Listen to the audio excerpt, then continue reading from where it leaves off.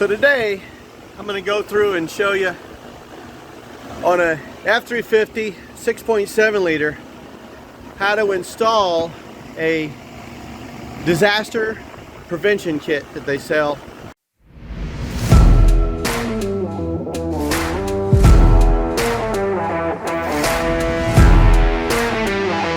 There's a bunch of them out there.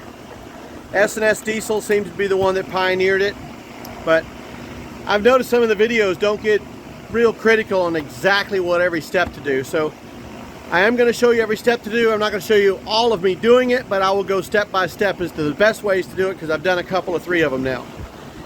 And I can tell you, this is a 2019 6.7 liter F350 diesel. And if you'll do one thing to begin with, one thing, of course, this one has a little bit extra one thing to begin with because it has this winch bumper on the front of it, and that light sits right across the winch bumper. So the first thing I had to do was take this off. But when yours, if you don't have that, the first thing you're going to want to do, and none of the videos cover this, but the first thing you want to do is take the wiper arms off and take this cowl off right here. Because this cowl, there's two sections, a top piece and then a second piece. The top piece, to get it off, all you do is take the wiper arms off, and there's two little release clips, and I'll show you one of them here. I already took the wiper arms off, but here's one of them. This is the driver's side, and right there you can see there's the release for it. You just push that little tab down that's on the side of there, and this will come off. Now, you're better off with the hood closed to take these two off. It's much easier. This one comes off, and of course the passenger side come off.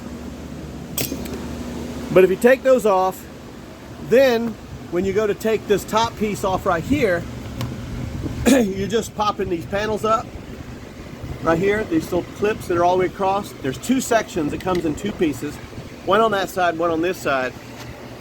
And if you pop these off, when this peels up, then you can see right here where it's catching on the wiper arm, where the wiper arm comes through. It's just a rub around there. You just kind of pull on it, work it a little bit, it comes off. It seems like it's going to be worse than it is, but once it comes off, now you're going to notice that you're tethered with this washer fluid hose. Now Ford, in all their wisdom, put this little dude on there, and if you push it back, this little clamp back, like that, this thing will pop off. And I'm going to show you. It's going to take me two hands. Well, the camera's going to jostle around a little bit here while I try to get it set up someplace to show you this. So if you push this thing apart like that, it pops off, and then you can push it back together. You hear it snap when you pushed it back together, and that'll get this up off the top of here. Now once you get it up off the top, you'll notice that that goes clean through the other side, and there's exactly the same connector right there. So you do the same thing. You push that up, disconnect it. That disconnects the two sides of the wipers. So this pops off of here. See if I can get it in one hand this time. I got it one hand on that one. And it lets you take this piece right here off and set it aside because you're not going to need that for about an hour. Now we got that side off. You can see the second panel here. We're going to go take the other side off real quick. And again, you got to take your antenna off, just unscrews, and then you snap these pieces here up off there so it pops up, and just kind of pop it up off of the edge here. There's one little clip on the side that holds it up, and you got to do it. One hand's kind of tough, but it pops up. And now where that wiper arm was, again, it has to fish it through that hole. It don't just want to come off of there like normal. You got to kind of get up there and pull on it a little bit to get that wiper motor through the hole. Excuse my camera vibrations. But it comes off eventually. Pops through the hole. Lay it over here with your other panel. Throw them on the ground. Toss them in the back, whatever you want to do. Now with that off, you're going to have to get yourself a flathead screwdriver and take off these little guys right here. There's one here there's one back here, and then after those come off, there's one screw, 7mm, right there. Once that comes off, this side will come loose. It's got the same thing over there, the two and then the one over there. We'll rejoin in just a second. I'm going to take this off because it does take two hands to do this. Now that that's off, you can see now that yellow wire I've just got hooked up to that couple of things outside. That wire brings power off of my overhead switch panel inside and runs a monitor that I have inside. I wanted to be able to turn it off and on with my overhead. But this little fella here is the intake manifold. You have an upper portion, which is the plastic, and a lower portion right down here, which is the aluminum. Now back in there, conveniently located, is a manifold pressure switch. You got to make sure you unplug that, and of course your intake pressure switch, you got to unplug that, and all these wires got to kind of go out of the way. We're going to set them on the side, and then there's a bolt back there. There's one right there, then there's two back here. But on a lot of these things, I see them taking the bolt off for that manifold pressure. That exhaust manifold pressure switch. Don't take that loose. You don't have to do that. And over here, you're going to see your dipstick tube for your transmission and your dipstick tube for the oil. They're actually connected right there with that bolt. Don't take that bolt out. There's one below that connects both of these to one bracket that's welded to the oil dipstick. Just take that one 8mm bolt out, and then on the top here, right there's a 10mm bolt. If you take that one out, then this stuff here is going to move over a little bit. Now don't push it crazy. If you put too much pressure on it, this will move around pretty good before it actually does any problems. But the dipstick goes into the back of the bell housing, not the bell housing, it goes into the back of the engine where the bell housing bolts on. It has a rubber piece back there, and if you move that around too much, it's liable to pull it out, break it, tear it up. So you just need to have it off of here. So once you take the back bolt out, which is one 8mm back there, you'll see, then take the 10mm out, then pull this up so it clears the stud sticking up for the 10, and then you can just pull it up and push it over just a little bit. I mean, maybe an inch or two, and you'll see what I'm talking about when you get back there to the bolts that hold this upper manifold on. The two in the back, the one on the right side, you need a little bit of clearance, but also the one in the front right side, you need a little bit of clearance. Now, tools to get this done. I highly suggest that you use a regular 1/4" drive ratchet, like this little fella here. Okay?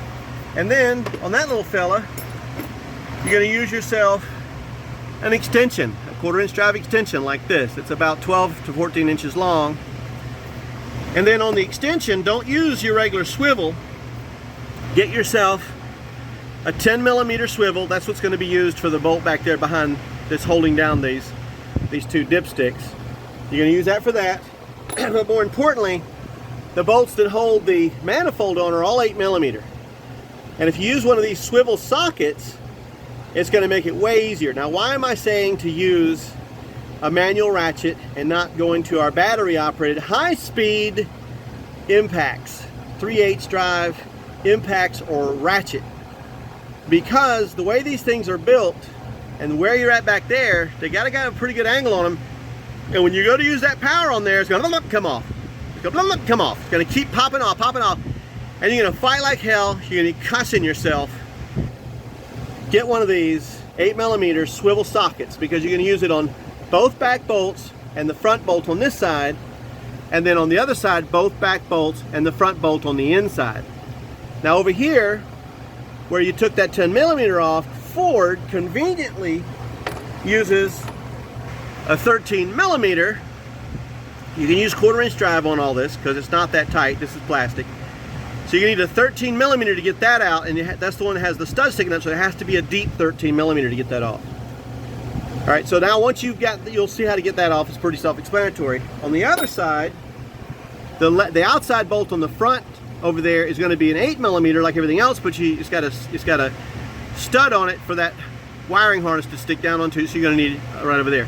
Now once you get those off, which I'm going to take them off and you're going to see, But once you get all those off back there, and I usually start with the worst first because it's, like I said, start with the worst first.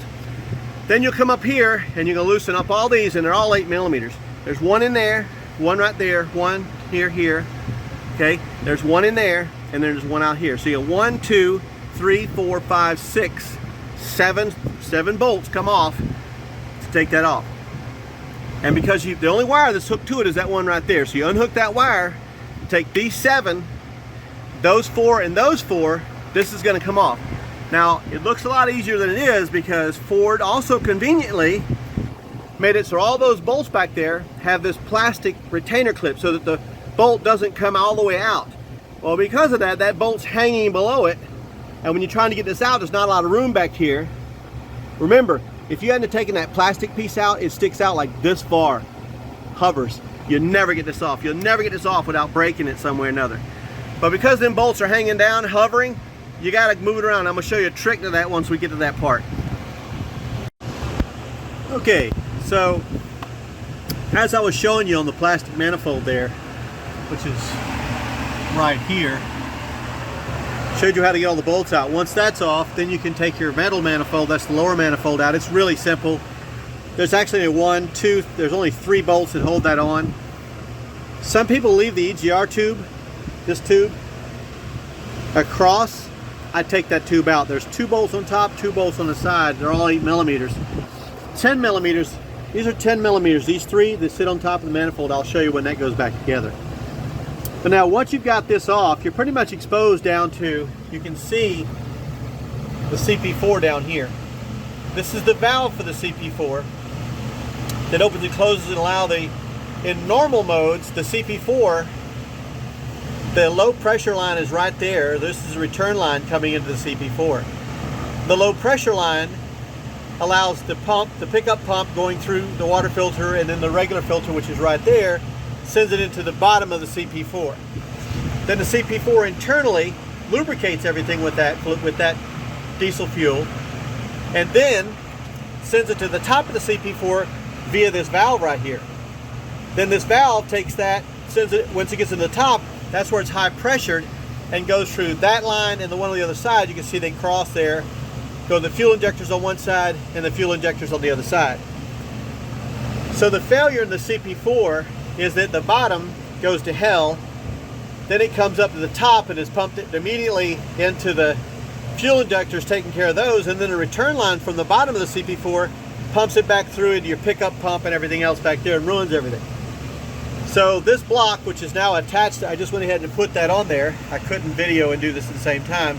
That block down there at the bottom goes on, and now this hose comes and tees off up here by the filter. You can see where all it tees off at.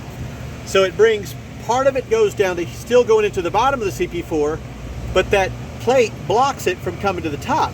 The top gets its supply for the high pressure through an entirely separate hose now.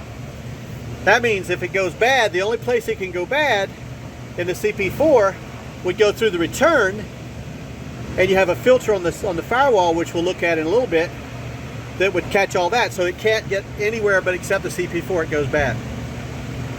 So once you've got this in, and it takes the Torx, you can see there's 2 Torx screws, one on one side, right down in there, one on the other. That's tough to get to. You're going to need a long, basically you need a long shank Torx, and that one there. Now when you put these back in, there's only about 35 pounds of pressure on there. You just got to make sure you get all your O-rings back in place. I'd spray a little WD-40 on the O-rings, make sure they go into place real well and don't pinch or anything. Put it back in there because you don't want to take this all back off again. That's 100%. It's a lot to get down to here. So once you've got that on there, you've got this hose on there. Now in some of these kits that you buy, they use those pinch clamps, and they're okay. See up there, there's a pinch clamp right there, right? There's another one right there. But down here, it comes with a pinch clamp on most of these. I changed it to a fuel injection clamp. They're a much better connector down there. If this pops off, and I've seen it happen, if that pops off, no fuel, truck shuts off wherever you're at, and you got to take all of that out to get to it. So they're not going to do it on the side of the road. Well, I mean, I could probably do it on the side of the road. People that do this a lot, but you don't want to do it on the side of the road. Trust me, everything is hot. So make sure that you put a really good clamp on that hose right there. If it's got one of those pinch clamps like those up there, like they typically come with, take them off, put a fuel injection clamp on there because it's used to holding back that kind of pressure, right? So now when you do that, now the hose will have a chance to pop off like I've seen them.